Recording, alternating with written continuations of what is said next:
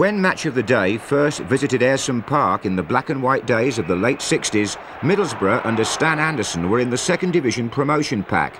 They finished 6th, 4th again and 7th in 4 consecutive seasons.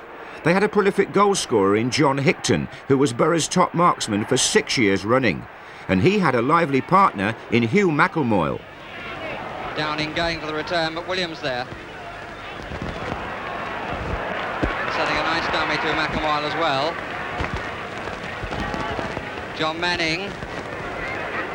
Bit of a flick there by Bill Gates. Charlie Hurley getting his side into trouble.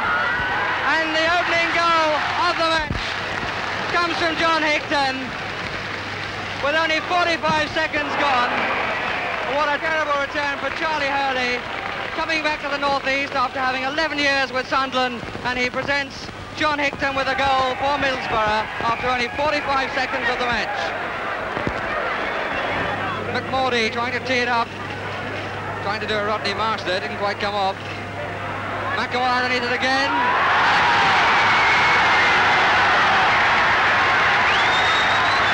Absolutely stood still. 40 minutes and 7 seconds. 2-0 to Middlesbrough.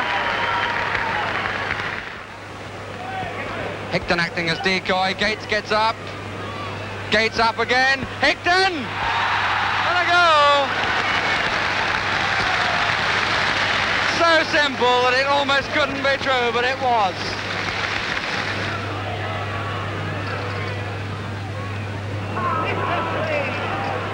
McElmoyle! And Hopkinson coming out to protest them with every justification. The defensive header was missed and McElmoyle just had the nod. 4-0 to Middlesbrough there. For 6 seasons under Anderson, Borough never finished lower than 9th in the second division. But promotion eluded them, despite Higton's masterful finishing.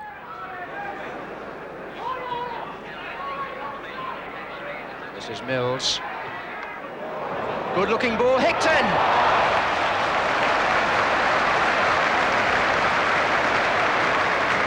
John Higton meeting the ball first time, and poor Cooper didn't have much chance with that.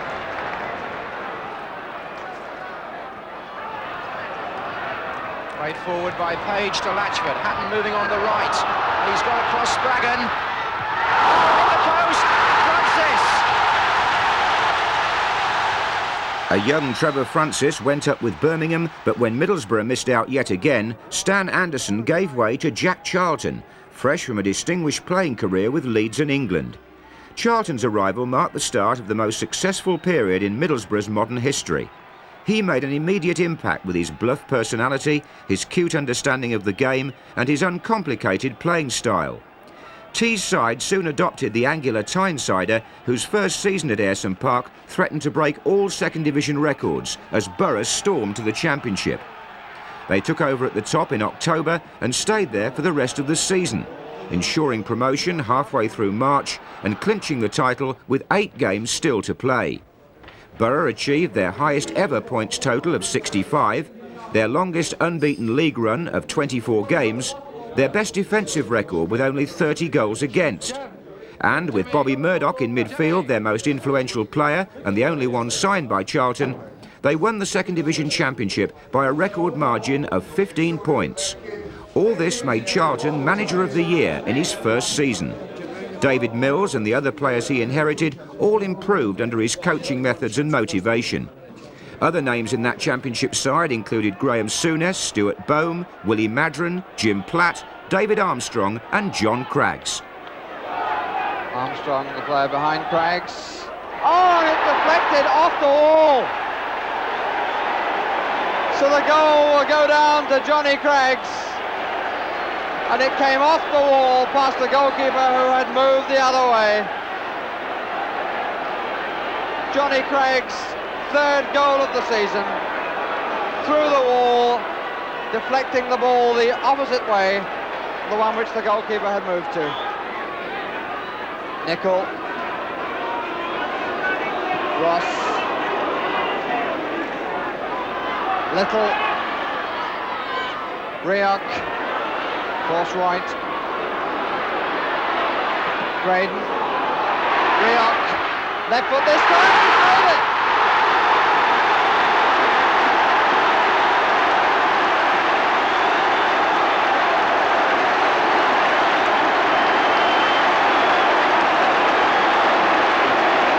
Bruce Rioch. As that move started, he went right or was forced right. It came back to him and a left foot through the crowd. Saw the goalkeeper seeing it too late. Bruce Rioch would later manage Middlesbrough, but for now it was the affable Sergeant Major Charlton who was cracking the whip. Jack put fitness high on his list of priorities as Middlesbrough prepared for their return to the First Division after 20 years. Come on, Jim, you'll catch him if you rush. It's only got about 10 minutes and you're finished. In Charlton's terms, Middlesbrough were only just starting. They weren't joining the big league just to make up the numbers. They had a team spirit and a playing pattern that would stand them in good stead. Come on, the last two you're on now. You're two to do.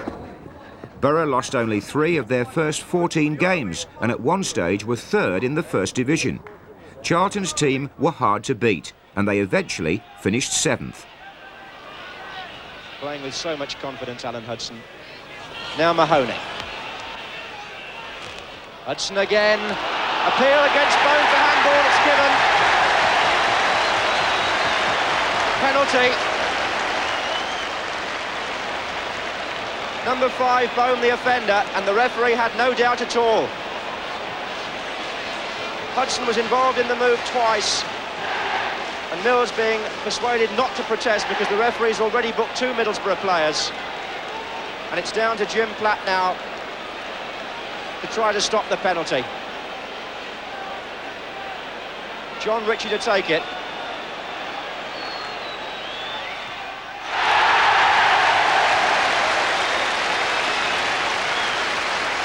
As the referee ran back to the centre, 1 or 2 protests followed him from Middlesbrough players. But Ritchie gives Stoke the lead. Armstrong's got Hickton going to his right, number 9. Souness to Murdoch. That's for Craggs, who got well forward. Mills. Souness. Oh, beautiful shot by Graham Souness. Just what Middlesbrough wanted, an immediate reply. John Craggs, the fullback, had got well forward, as he tends to do, had a hand in the move. The ball came back to Souness, and what a beautiful shot, beating Farmer right in the corner. You've got to be brave enough, Bob, and you speak, to put the ball into them positions. Wide, when there's nobody there, because he's going to get there. But you've got to go square on these things. Attack the near post when the ball's in short for Willie's run. But ball goes to Willie if he's free. In that same season, Borough equalled their best ever performance in the FA Cup. Hallam. Souness has given it a curve. What a mistake! Well saved. Robson scores. Sunderland going to the lead after 10 minutes of play. Craggs. That could have been dangerous too. Spraggan coming forward for Middlesbrough. Mills comes to Souness. Souness, a lovely ball. Murdoch, it's a goal. Beautiful goal.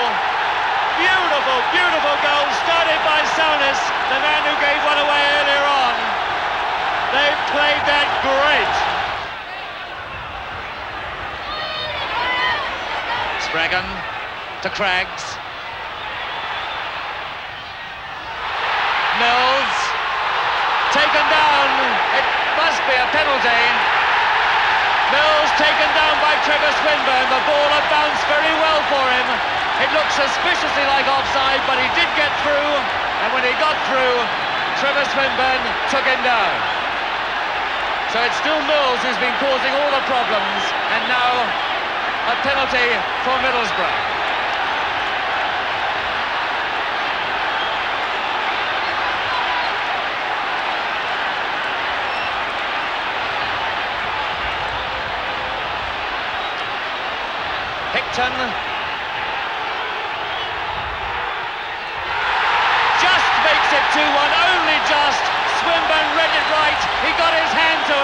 but the force of the shot took it in over the line.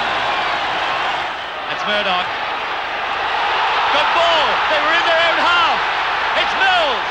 David Mills has got the chance. He's taken down again. Is it another penalty? It is.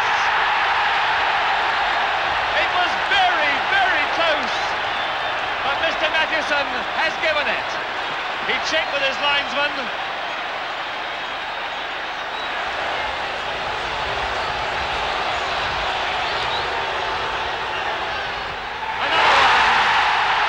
Penalty number 2 for Hicton, goal number 3 for Middlesbrough. The score, Middlesbrough 3, Sunderland 1.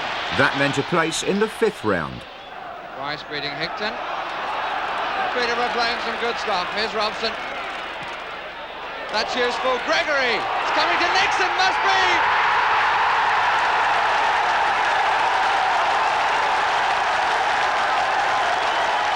Minutes gone, and the good stuff that Peterborough had been showing rewarded.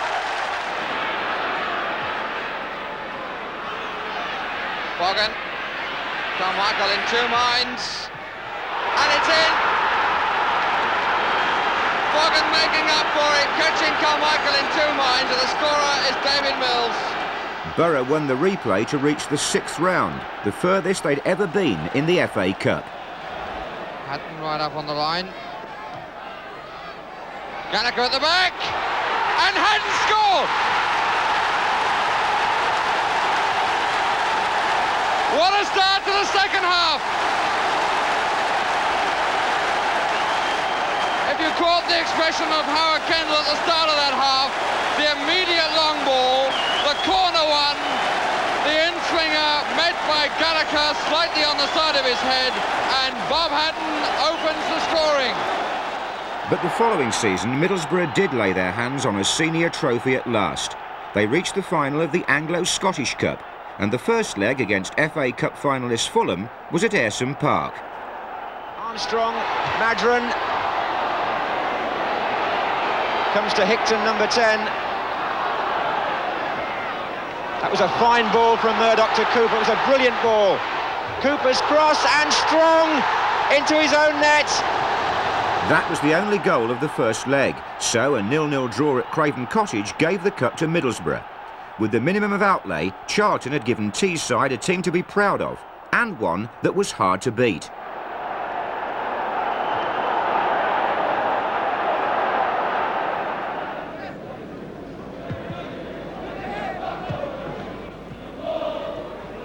Armstrong collected that well. Mills is just to his right, wanting the through ball. Here's Mills. Takes on Merrick and gets round him and goes down, and the referee has given a penalty kick. So Middlesbrough's chance to score what would be only their 11th goal of the season in the league, and David Armstrong steps forward and scores quite easily.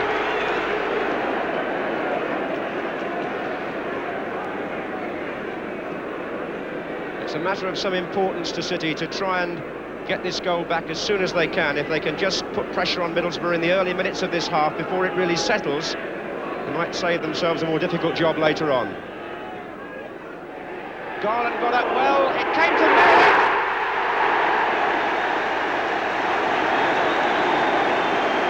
And the skipper does the job.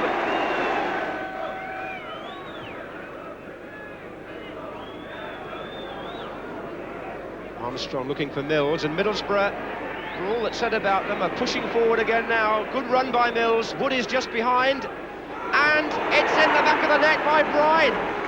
But that 1976-77 season was to be the last at Ayresome Park for Jack Charlton. An independent figure, to say the least, he decided to leave. You've got to go beyond people into that area. You've got to get the hardest ball in the world for a defender to hit is one when he's going back. Charlton went back into management with Sheffield Wednesday and later with the Republic of Ireland. But he said his only regret in football was leaving Middlesbrough too soon. The new man at Ayresome Park was Durham-born John Neal, who wasn't slow to dismantle Charlton's team and build his own. Hunter again. This is Tainton for Bristol. Again, Royal is the target. That was Mabbott. It's going to come to Jerry Gow. Oh, a good goal. That was really well taken. And Jerry Gow puts some life back into the match now and into Bristol City.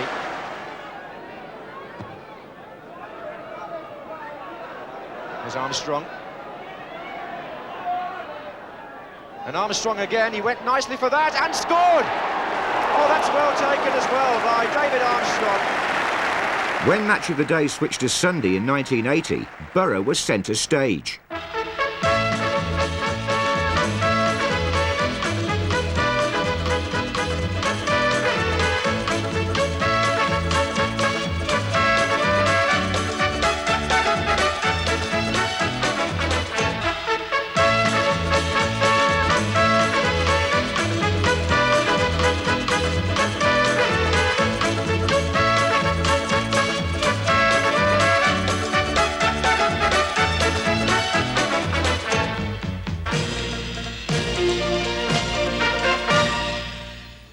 Good afternoon and welcome to this week's programme, which has the salty flavour of the North East about it. Country where the memories of players such as Milburn, Shackleton, Mannion and the like will still be part of the folklore in 100 years' time.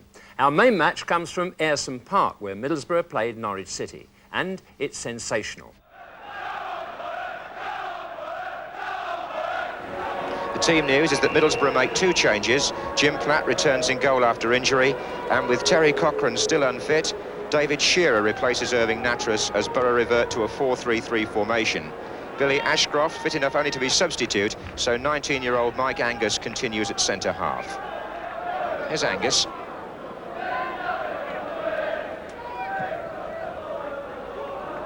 That's Shearer. Interchange with Hodgson. Simons was the defender who was finally penalised.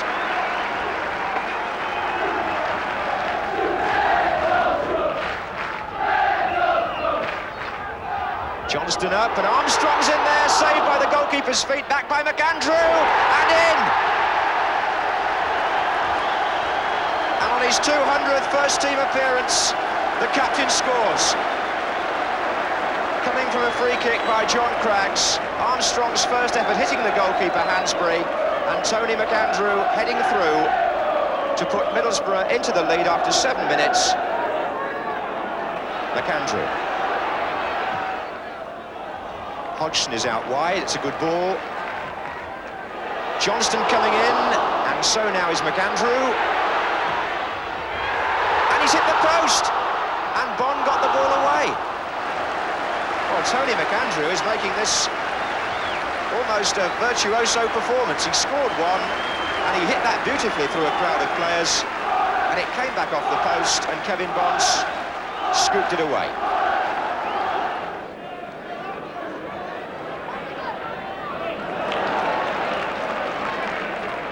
Again.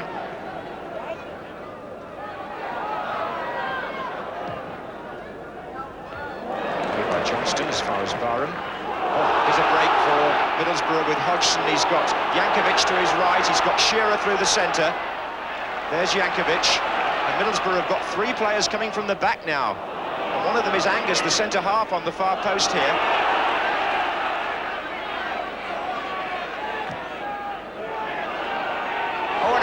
Missed it, Jankovic!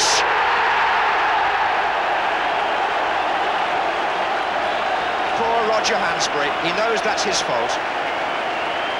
Hodgson started that with a good run down the centre. He found Jankovic out on the right. The cross looked too long, but Mike Angus beat Kevin Bond to it. And when his cross came back in, poor Roger Hansbury made a terrible mess of it, and Bosko Jankovic made it 2-0 with 31 minutes gone.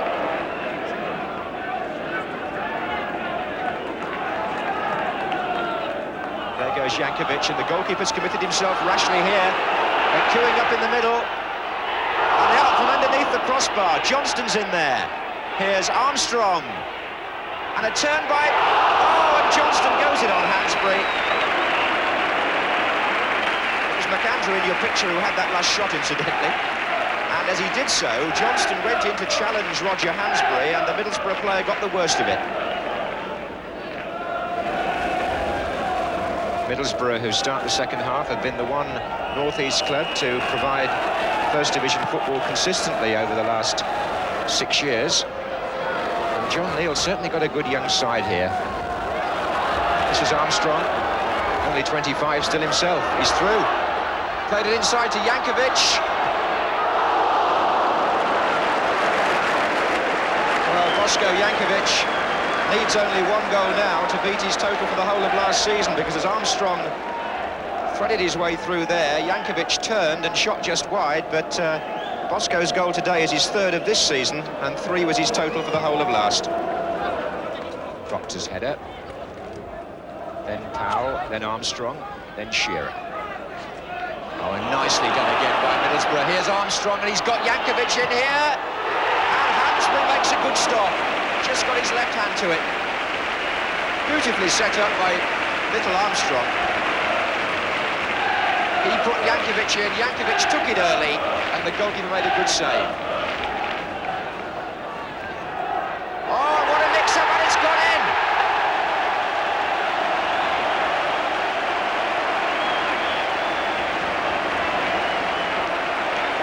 Well, who's going to get the credit for that, I'm not quite sure. It was certainly Armstrong's corner, and it went through a whole crowd of players and finished up in the net. Johnston. Armstrong. McAndrew. Hodgson. He's got Bond to beat. Good tackle, but Hodgson so quick to win it back. Driven in, and Bosko Jankovic at the far post. And Middlesbrough could be onto a hatful here, they really could. They've missed so many chances and torn the Norwich defence apart so often and so completely. With crosses like that.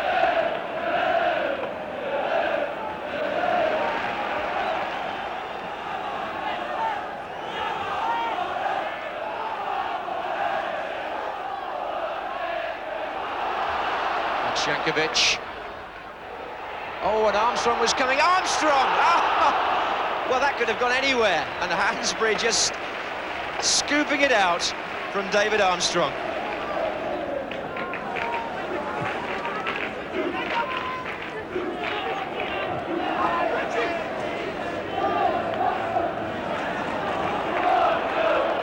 Johnston. Shaking them off nicely. Proctor's in there with a header. Oh, he's put it over the bar. Well, they've missed some really good chances of Middlesbrough. Good cross by Craig Johnston, and Mark Proctor really should have put that in. His header was just too high.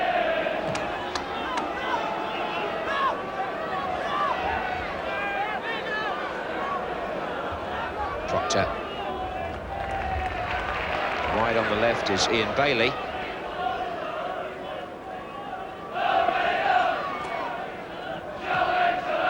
And again.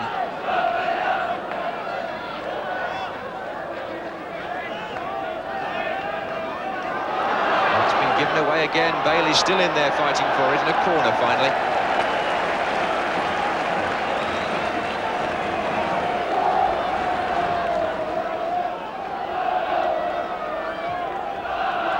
McAndrew, and a corner again.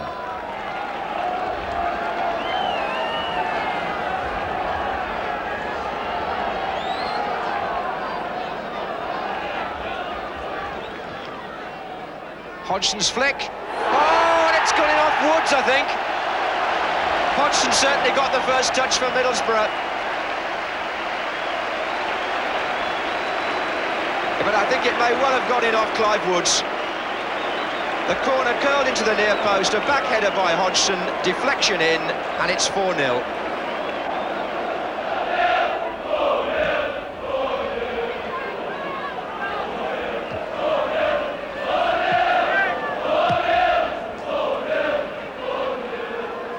Oh, and Fashinu's through here for Norwich, and scores his 10th goal of the season. Mistake by McAndrew, who just completely misjudged it and let Fashanu through, and within a minute Norwich get one back. Inside it goes. Here's Johnston! Oh, saved by Hansbury. Tipped it over. Really cracked that, Craig Johnston, and Hansbury did well to turn it over.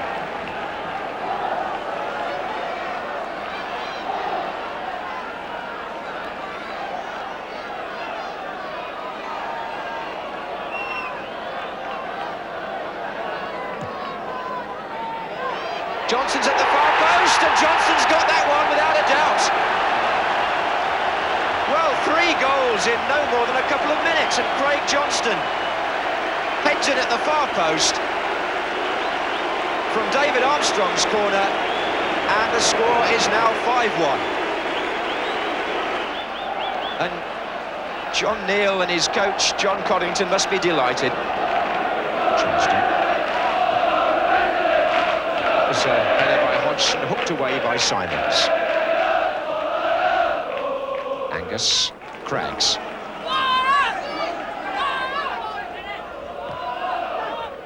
Proctor. Craggs again. Is he offside? Jankovic? No, he's not.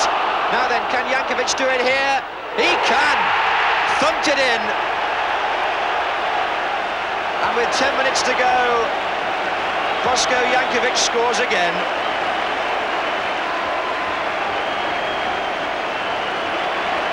And once more, Norwich a man short at the back. The ball played at the right time, putting Jankovic through, and this time he's finishing absolutely on target. And the referee brings to an end one of the more memorable afternoons at Ayresome Park, and John Neal shakes hands with John Bond, because his side have proved that he's got a team here who do know how to attack and do know how to put the ball away. A day that Bosko Jankovic will remember, but a day when the whole Middlesbrough side played with flair and freedom, and that's one of the old-fashioned football scores, isn't it, when games used to be like that more often. Middlesbrough 6, Norwich City 1. When Middlesbrough opened their FA Cup campaign at Swansea the following January, 2 of their key forwards, Craig Johnston and David Armstrong, were out injured and watched from the stand. They saw Borough inflict another massacre. To Curtis, it's been that way so often, and back again. James. Again an awkward ball, Charles, right down to the goalkeeper, and he got it at the second attempt. Jeremy Charles came zooming in on that, hung in the air, knocked it down, and the goalkeeper, Jim Platt, had a second grab before he got it. So it's Mark Proctor with the corner. Ashcroft got a touch. Well, it came awkwardly loose for a moment then. Ashcroft got the touch, and Tony McAndrew almost got a foot in. Ashcroft, and he's put it there this time, and it's a goal. The ball crossed from Cochrane, and really, while Swansea were thinking they'd escaped then, they seemed to pause. The whole defence seemed to freeze. The ball knocked back into the box, and there was Ashcroft. The striker turned stopper, reverts to his goal-scoring habit, and right against the run of play, and the 42nd minute puts the First Division side in front. Shearer to McAndrew, actually hard in, but McAndrew is strong enough. Oh, he found Hodgson so well. Can he turn on Rushbury? On to number 4, Angus, and it's 2-0. A real blockbuster. McAndrew won the ball, played a beautiful ball through to Hodgson. Hodgson turned, measured the pass to Angus, and the young midfield defender came tearing through to tank it home.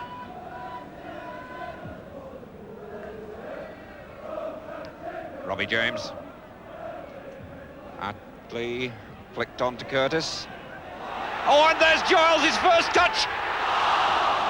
First touch in the game, and it's the story of the first half again. 45 seconds gone in this second half, just the start like the first half, and Swansea have missed yet another chance. Well, it's very awkward for a player when he comes on like that. He's not really heated up to the pace of the game, but the chance was there and should be taken. Phillips. James tried to lay it on for Robinson. And James couldn't get there because of the referee. Proctor miskicked, and the ball is bobbling and bouncing and chattering on this pitch.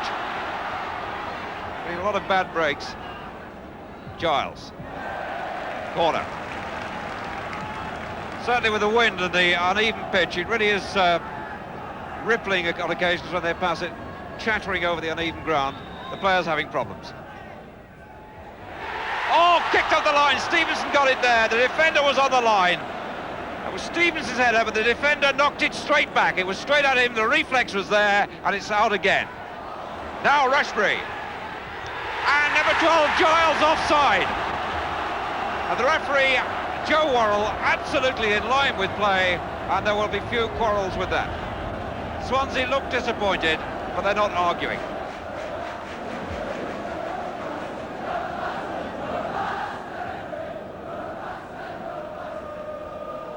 Back header by Angus, but this is Rushbury.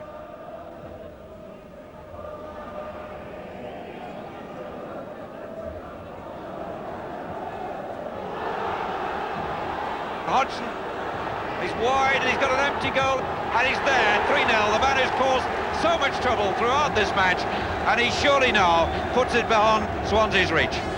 Hodgson battling away up front. He really has been a thorn in this Swansea defence. He's fought for everything, he's shown skill and speed, and there he showed finishing ability. Well, it'll be an enjoyable trip back to the northeast tonight. Middlesbrough not one away from home this season, but in this important FA Cup tie, they seem to be on the way now, and well on the way. 3-0 in front. Hodgson.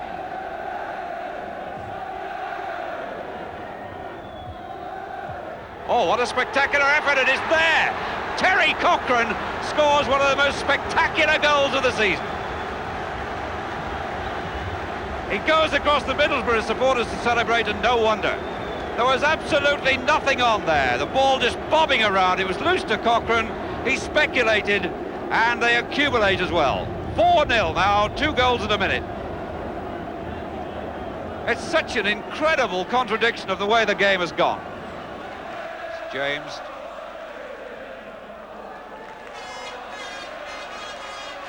Attlee. Phillips. Giles. Swansea trying to play a lot of these 1-2s in the box, and they're not working. Now they've got problems. Swansea 3 against 2. Proctor through to Hodgson, and it's number 5. 10 minutes left, and yet another breakaway. Splits Swansea wide open. Middlesbrough had a spare attacker there, and when Proctor got clear, he made no mistake with the pass through to Hodgson, and Hodgson kept his head and found himself eventually with an empty net.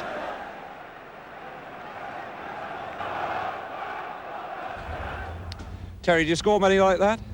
No, they just come once in a while. Very special. Now, when you got the ball, it broke loose. Were you aware of the sort of geography of what? Well, the ball was knocked to the far end of the 6-yard box, and I got into the middle, so I knew I was somewhere near the goals, especially in the middle. So instead of trying to turn on it, I just tried an overhead kick, which I do these wee things in training. You know, sometimes they come off and sometimes they don't, but it came off on the day. It started a cup run that once again saw Middlesbrough progress to the quarter-final, that perpetual hurdle. Against Wolves at Ayresome Park, Cochrane figured again. The call's on the near post.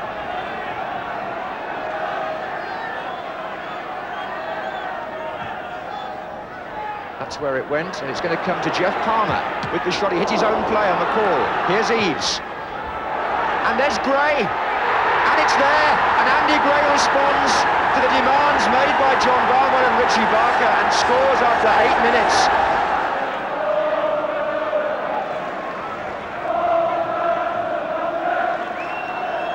Jankovic. Cochrane. Armstrong, it's Cochrane. Terry Cochrane equalises. And Ayresome Park celebrates.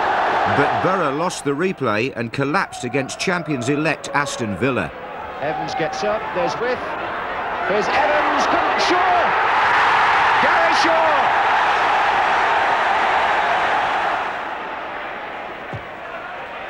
And Morley from McNaught.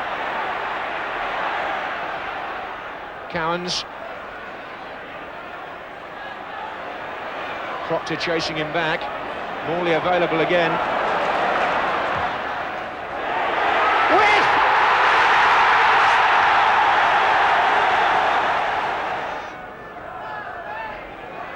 Ken McNaught up with Platt. Evans! Alan Evans! John Neal had had enough. It was hard for Middlesbrough to hang on to star players, and his successor, Bobby Murdoch, inherited a team shorn of the likes of Craig Johnston, David Armstrong and Mark Proctor, all sold for big fees. Without them, Borough faced relegation. Pickering, Munro, Rowell, Buckley. Time Sunderland building quite nicely. Here's McCoy's, that's a touch for Buckley. Good save by Platt. And good play by Bailey. Good deserved applause for a nicely built attack. And not for the first time in the match, it was Buckley who got in there at the end. And Platt, coming to meet him, parried to good purpose.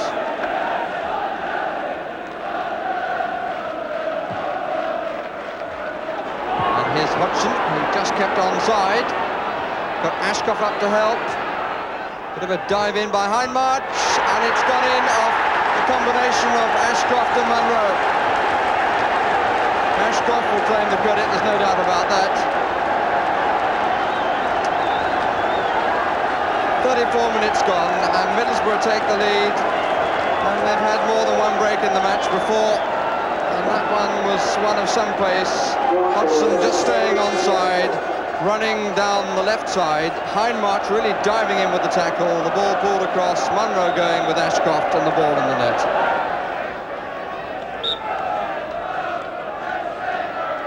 Thomas. And it's Baxter's shot. Seemed to get a deflection. And Middlesbrough get the second goal.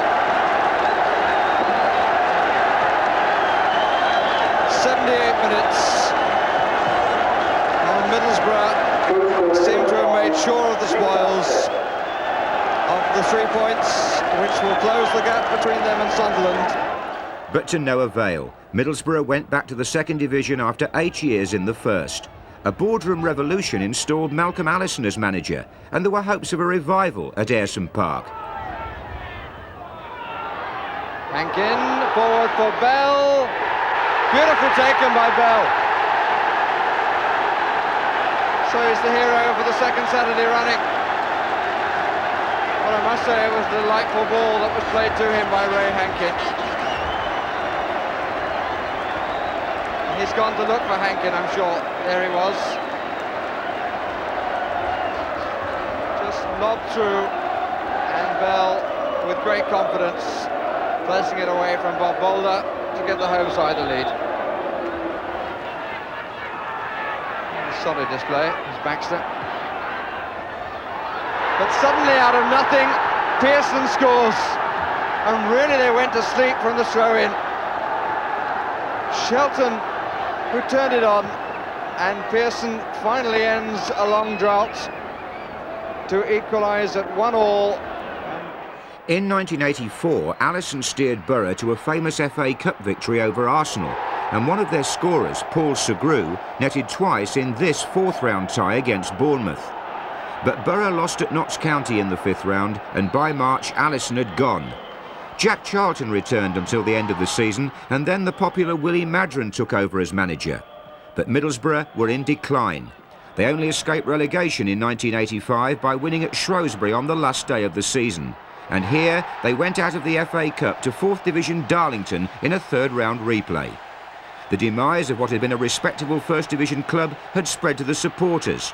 Crowds at Ayresome Park slumped to 4,000, and the following season Borough slid into the 3rd Division, where they had spent one season in the 60s.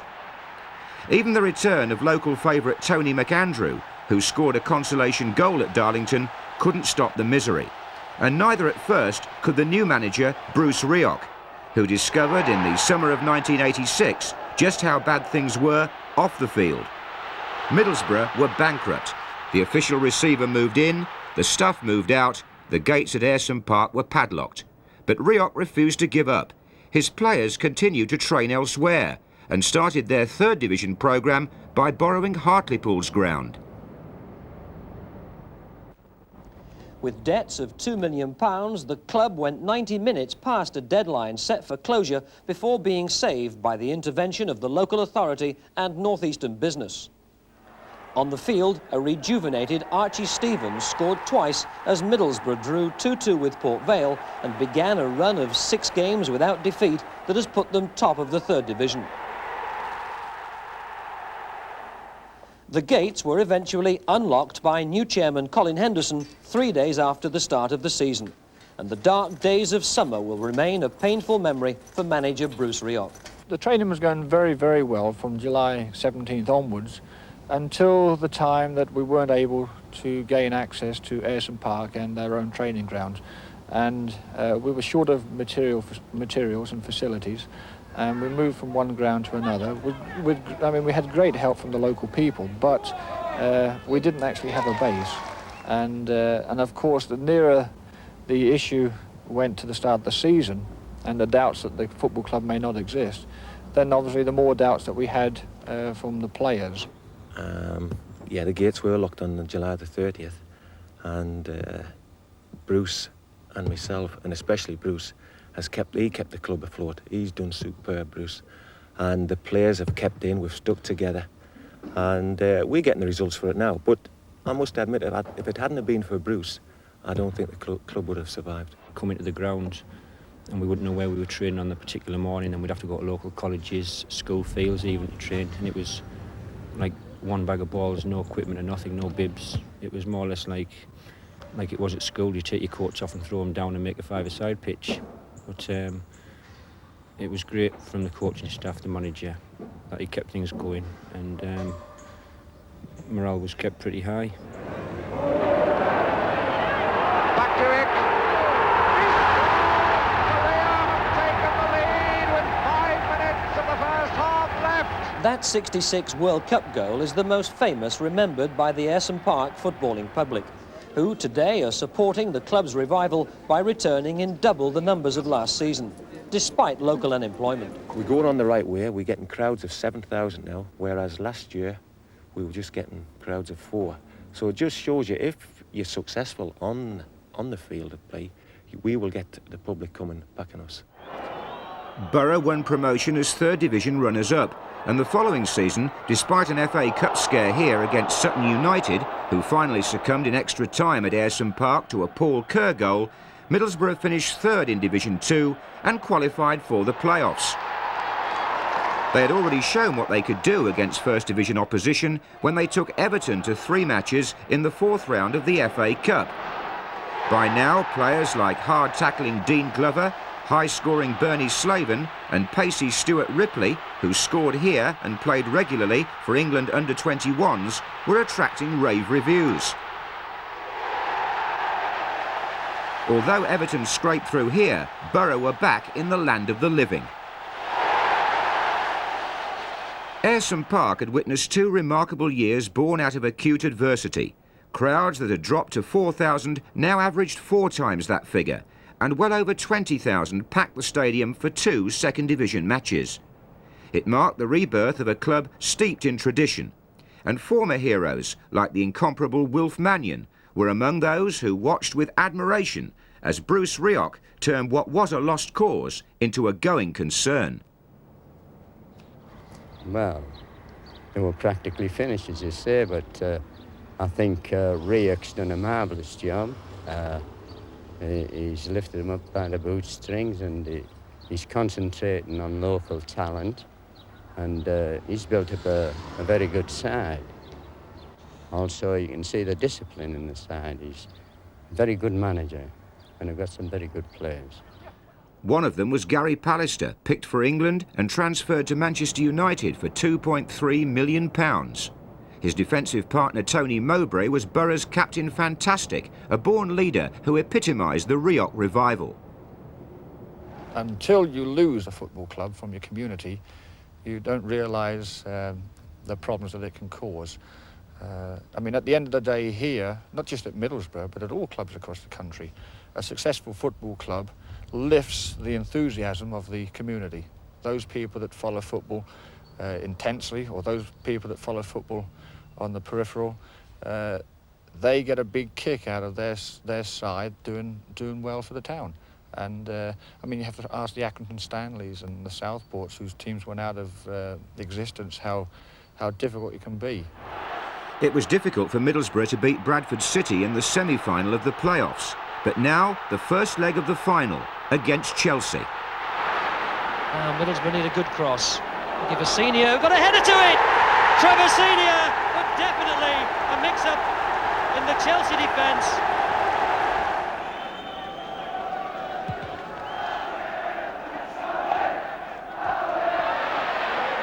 Oh, waved on by Keith Hackett.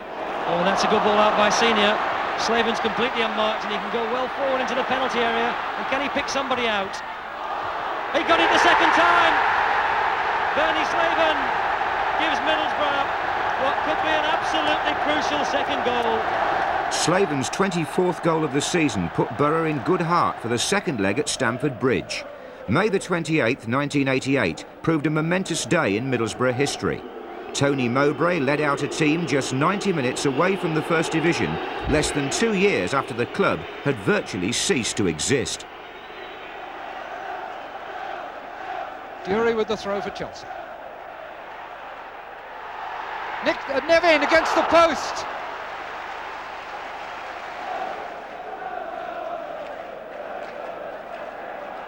Ripley made himself a yard but didn't seem to appreciate it. And against the post and then over the top from Slaven. So both goals escape courtesy of the woodwork in the opening minutes of the game. Ripley held on and the chip was just over the keeper's fingers, off the post and then over the top with the goal gaping from Slaven. McLaughlin, Glover. Monster's little pass through, Dixon's touch, and Wilson to Nevin. Nevin's chip, Dury!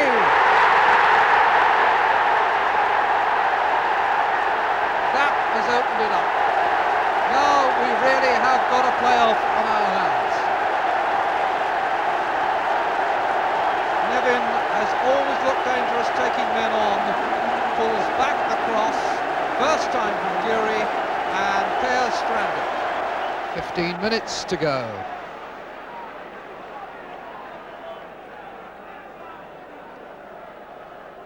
But it's a tightrope Middlesbrough walking. One slip is all it needs.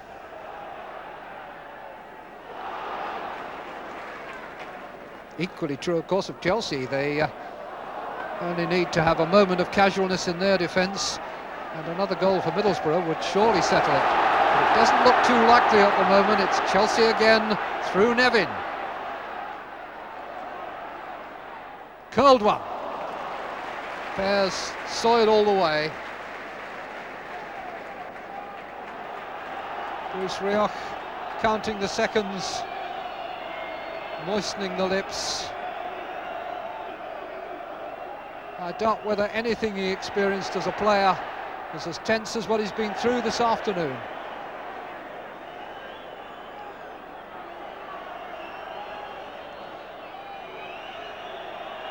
A mistake now would be barely forgivable. Slaven. And there's the whistle. Middlesbrough have lost 1-0, but they win 2-1 on aggregate. They head for the First Division, and Chelsea go back to the second. The goal by Gordon Dury was not enough for Chelsea. The goals that Trevor Senior and Bernie Slaven scored at Ayresome Park on Wednesday night have done the trick, and Middlesbrough's marvellous rise from the brink of insolvency to the First Division in 2 seasons is complete. Steve Pears, Dean Glover, Colin Cooper, Tony Mowbray, Gary Parkinson, Gary Pallister, Bernie Slaven, Gary Hamilton, Paul Kerr, Stuart Ripley, Alan Kernigan, Brian Laws, Mark Burke and Trevor Senior. These were the heroes who Borough fans saluted after their second successive promotion. Players who in turn acknowledged the contribution of the Teesside contingent in the 40,000 crowd on that summer Saturday in 1988. It was just 6 years since Middlesbrough had left the First Division, but there were times in the dark days of 1986 when their very survival looked unlikely. Giants like Tony Mowbray had made the dream come true. Come the following season, life returned to normal. Borough made a sound enough start in the First Division. They had a run of 6 wins in 9 games early in the season. But despite the regular supply of goals from Bernie Slaven, they had perhaps come too far too quickly. Expectancy was high among crowds of 20,000 at Ayresome Park. But an FA Cup defeat there by 4th Division Grimsby was a prelude to a disastrous run in the second half of the season. From the middle of January, Borough won only 1 of 17 First Division games. They had to beat Sheffield Wednesday at Hillsborough on the last day of the season in order to survive an immediate return to the Second Division. Weakened by the absence through injury of key players, Middlesbrough lost 1-0 and went down. They only just stayed in the Second Division in 1990. Rioch was still in charge for this FA Cup replay at Everton, but in March he was replaced by his assistant Colin Todd, who therefore led Borough out on their first ever visit to Wembley, where they lost to Chelsea in the Zenith Cup final. Again, the relegation battle went to the last day of the season, but this time Middlesbrough beat Newcastle 4-1 and stayed in Division 2. With Todd confirmed as manager and defiant gestures like the one coming up here from Gary Parkinson, Borough once again fell back on the club's undying spirit to lift them towards a place in the playoffs in 1991. The match of the day years have twice seen Middlesbrough rise from the 3rd Division to the 1st, and soon they will proudly rub shoulders with the top brass again.